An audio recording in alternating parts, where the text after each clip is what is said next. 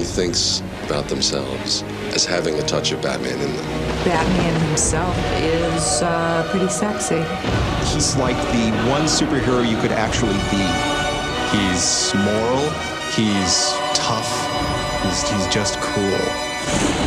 Now hold on to your hat and watch those valuables. It's going to be a bumpy ride.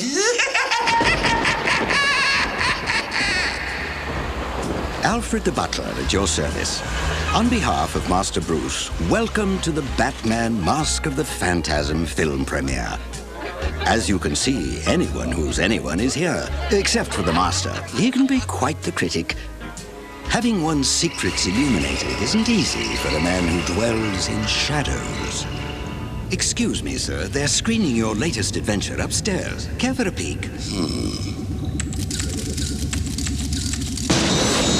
Batman, stay where you are! You have to go after him! I'll have no part of it. A Batman does not kill. He's a loose cannon, Commissioner. Batman's as unstable as the crooks he brings in. Fire!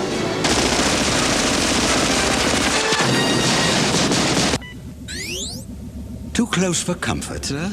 You think you know everything about me, don't you? I dive at your bottom. I bloody well ought to, sir. Well, you're wrong. Watching his exploits on film has never been easy for the Master. And as you'll soon see, the Mask of the Phantasm may be the greatest challenge yet for Batman and for those who committed this adventure to film. But who would know more about the Batman than the man who told his story first? Superman was the only one that preceded Batman by 1 year in 1938, and they were looking for another super-duper hero. And so I dug out some early sketches that I did from Leonardo da Vinci's notebook. And one was a flying machine, and to me it looked just like a bat.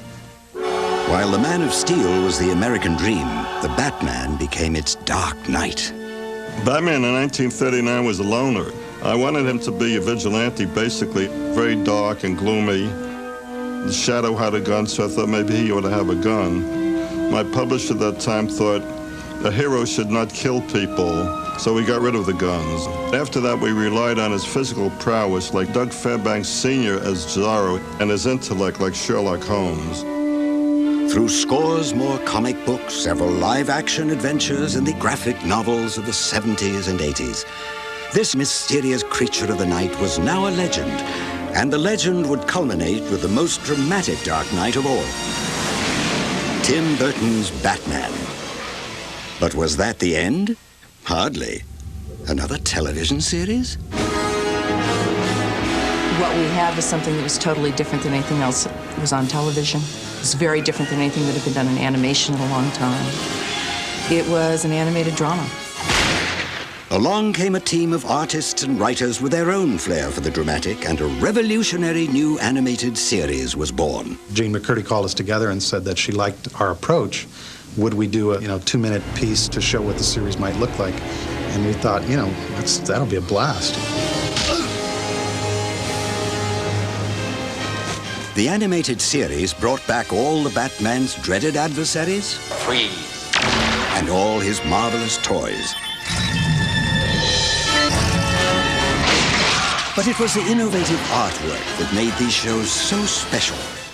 If you look at the characters, they're very simplified, streamlined kinds of designs. Characters are drawn with realistic proportions and cartoony styling. That's really the style that sets it apart, is the cartooniness of the characters and the darkness of the backgrounds. I started with black paper as opposed to white paper.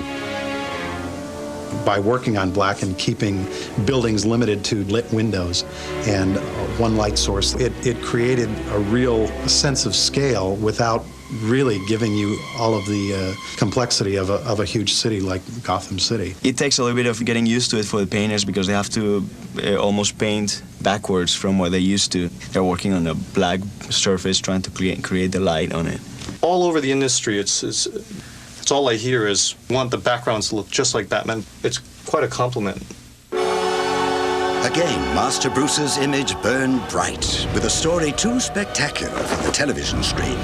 Here was a tale that demanded that Batman once again spread his wings this time on the silver screen.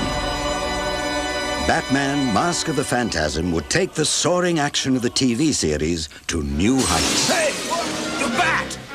It would pit the Batman not only against his most deadly foe, but add another adversary more horrifying still. Your angel of death awaits. And finally, it would reveal a never-before-told story from Bruce Wayne's past. He was going to become Gotham City's darkest avenger, and then suddenly into his life walked this gorgeous, beautiful, intelligent, funny woman who could have been the angel he had been waiting for. Hi. What is that? Jiu-jitsu. Gesundheit. That was a joke. Jiu-jitsu is no joke. It takes years to master. Hey! Whoa! Got a few moves of my own. We wanted to make a big movie story. We were telling the story about the girl who got away, the one woman who could have stopped Bruce from ever becoming Batman. But fate dealt Bruce another hand. I know I made a promise, but I didn't see this coming. I didn't count on being happy.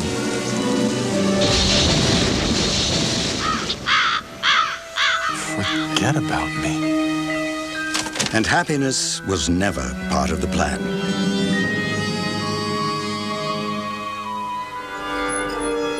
Between the flashbacks, the 10 or 15-year period, we see that Gotham City has not become this glistening utopia of the future. It's become pretty much a cesspool. Ridding the city of vermin became his passion. He took a vow of vigilance. Then into Gotham came a creature more threatening than any mere flesh and blood villain. This was the Phantasm. Batman is accused of murder. It ain't the Bat. Nope, nope, nope. I've seen the guy. And Batman happens to catch a glimpse of this new guy in town, which is the Phantasm.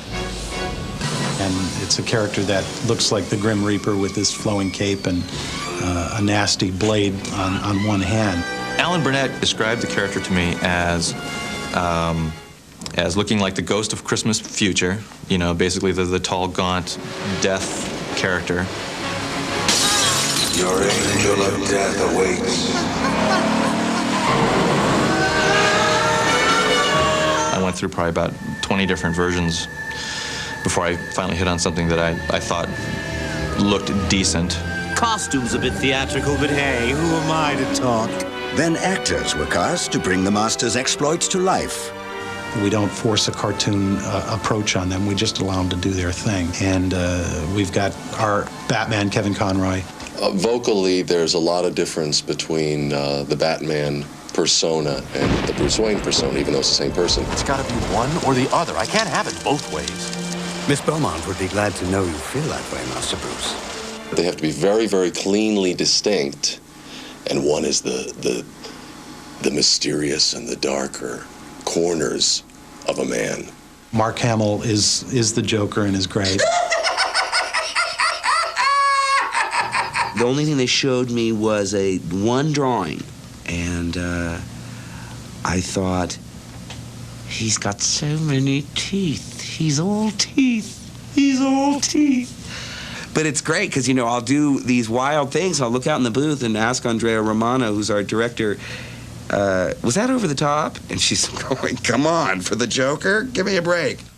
I wish that all my movies were animated. Daniel Delaney plays Andrea Beaumont. You don't sit here thinking, oh, I was so fat that day. You know, when you're acting in a movie, you know, you're hot, you're sweating, your co-star has body odor, you know, you don't really like him. All these things are coming into play, but when it's animated, everything's perfect. What do you say? Of course I will. I never thought this would happen. And though I'm loath to sound my own horn, there was one who may do it for me. Well, he's a little prissy, a little sardonic. What the heck am I doing, Alfred? This isn't part of the plan. I must be going nuts. If I may make so bold, Master Bruce, I'd say quite the reverse. Very loyal. Oh, totally loyal and very useful, I think, to Batman.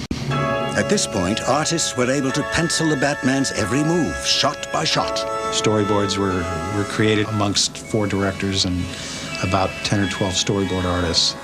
It's great to have, you know, a cassette of Mark Hamill doing the Joker. Just listening to the way he does the line readings, you get a facial expression in your head as to how he's, you know, the look on his face or whatever. None of the directors have any problem visualizing things. And none of the board artists or designers either. It's just second nature. You don't go and say, like, what kind of a cartoon, what kind of what would Bob Clampett do? You don't say that. You go and say, well, what would Hitchcock do? Vehicles, characters, dazzling backgrounds, all were animated and edited together to create big screen thrills. Then it was time for the musical score to be composed. Music-wise, I think the most fun part of this is that I get to be a storyteller in the most fantastic way. Animation can just take tons. It can take dynamite. It can take 18-wheel trucks driving right through the story. And that's the most fun part of music, is to be fantastical and draw upon every kind of imaginative music source I can think of. Finally, the actors were reassembled where they confronted their cartoon selves for the very first time. She has beautiful eyes. Absolutely gorgeous. I wish I looked that good. And they're recording their dialogue to the lip sync of the characters. If I don't pay him back within 24 hours, they'll find us and they'll kill us both. Excellent. We're going on to 532, please. It's funny because when you do the kisses, you have to make noise, so you got to go. Only through the magic of animation could performers 1,000 miles apart bring romance to life. How long is this kiss? I hope Kevin appreciates that. What I might cringe at myself doing in a regular film, I find myself getting a real kick out of doing in animation. What? Please, Sal. Very well done. But it can't get cartoony. But it's got to be broad enough so that only your voice can convey the story. Why did the Joker meet with you? I don't know. That's not the answer I want. Wouldn't it be great if I'd finally driven him off the deep end?